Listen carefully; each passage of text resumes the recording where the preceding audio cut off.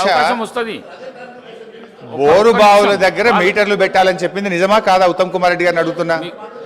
Bore బావుల దగ్గర మీటర్లు పెట్టాలని నిజమా కాదా? అధ్యక్ష, ఒకవేళ రైతుల నుంచి బిల్లు వసూలు చేయాలని చెప్పి ఆ రిఫార్మ్స్ లో ఉన్నట్టుగా హరీష్ రావు గారు శాసనసభలో ఇప్పుడే చెప్పారు. ఆ రిఫార్మ్స్ లో రైతుల నుంచి బిల్లు వసూలు చేయమని చెప్పి ఎక్కడా లేదు అని ఆ పార్లమెంట్ కమిటీ సభ్యుడిగా మీకు చెప్తున్నా. అధ్యక్ష నేను స్పష్టంగా ఉత్తమ్ కుమార్ రెడ్డి గారిని అడుగుతున్నా. బోరు బావుల దగ్గర మీటర్లు పెట్టాలి, ఎంత కరెంటు కాల్చినరో లెక్క తేల్చాలని ఆ రిపోర్ట్ లో ఉందా లేదా అది చెప్పండి.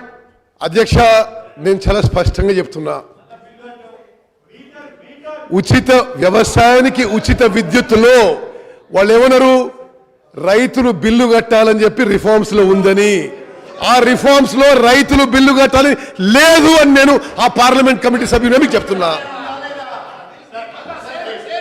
ఇప్పుడు ఉత్తమ్ గారికి ధన్యవాదాలు.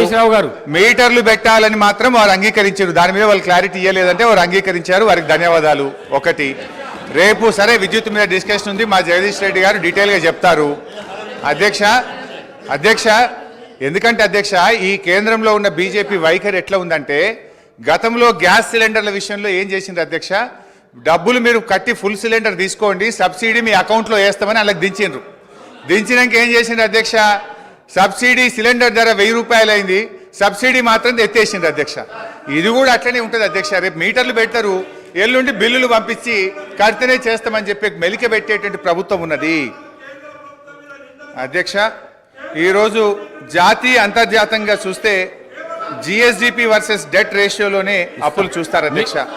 ఇందాకనే నేను చెప్పినట్టు ఆర్బీఐ స్టేట్ ఫైనాన్షియల్ ప్రకారంగా అప్పులు తక్కువగా తీసుకున్న రాష్ట్రాల్లో తెలంగాణ దేశంలో 22 రాష్ట్రాలు తెలంగాణ కంటే ఎక్కువగా ఉన్నాయి. ఒకసారి జిఎస్డిపి